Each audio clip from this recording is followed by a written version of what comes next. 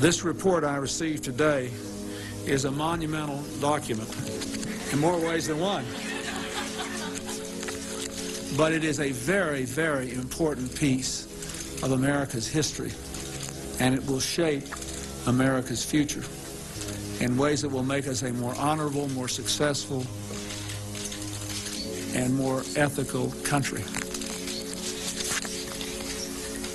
What this committee learned, I would like to review today with a little more detail than Dr. Freden said, because I think it must be engraved on our national memory. Thousands of government-sponsored experiments did take place at hospitals, universities, and military bases around our nation. The goal was to understand the effects of radiation exposure on the human body.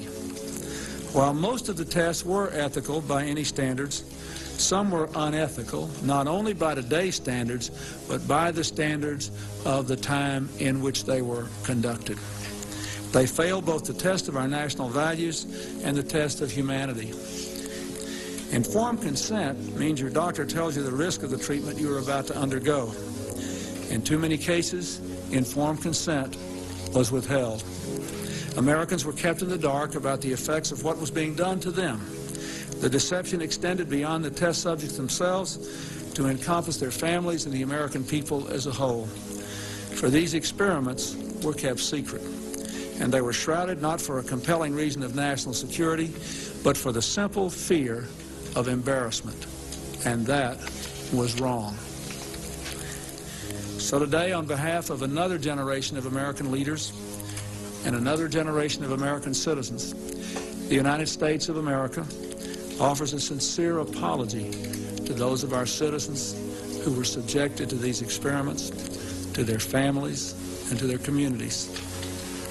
When the government does wrong, we have a moral responsibility to admit it. The duty we owe to one another to tell the truth and to protect our fellow citizens from excesses like these is one we can never walk away from.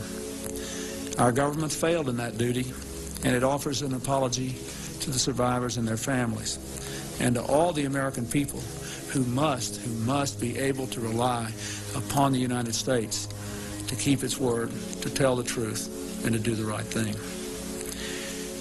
Make no mistake, as the committee report says, there are circumstances where compensation is appropriate as a matter of ethics and principle. I am committed to seeing to it that the United States of America lives up to its responsibility. Our greatness is measured not only in how we so frequently do right, but also how we act when we know we've done the wrong thing, how we confront our mistakes, make our apologies, and take action. That's why this morning I signed an executive order instructing every arm and agency of our government that conducts, supports, or regulates research involving human beings to review immediately their procedures in light of the recommendations of this report and the best knowledge and standards available today, and to report back to me by Christmas. But the Department of Defense was very interested in the effects of total body irradiation. Because if there's a nuclear war and people get irradiated, are they going to be able to function? Will a pilot who's flying a plane be able to land the plane? Will they be able to fight will they be able to work? Ironically, the people they wanted to do this experiment on were precisely the people who were least likely to derive any benefit from it. We knew that certain kinds of cancer were sensitive to radiation. So irradiating those patients might expect to help them. But then the side effects of the radiation will be the side effects of the cancer, and the Department of Defense wasn't particularly interested in the effects of radiation on people with metastatic cancer. They wanted to know what the effects of radiation were on a healthy 23-year-old pilot. And that could be best studied by irradiating people whose cancers were not going to respond to the radiation. Most of the patients who were irradiated were poor. Most of the patients who were irradiated were African American. All of them had cancer. Some of them weren't all that sick. Some of them were still ambulatory. Some of them were still going to work.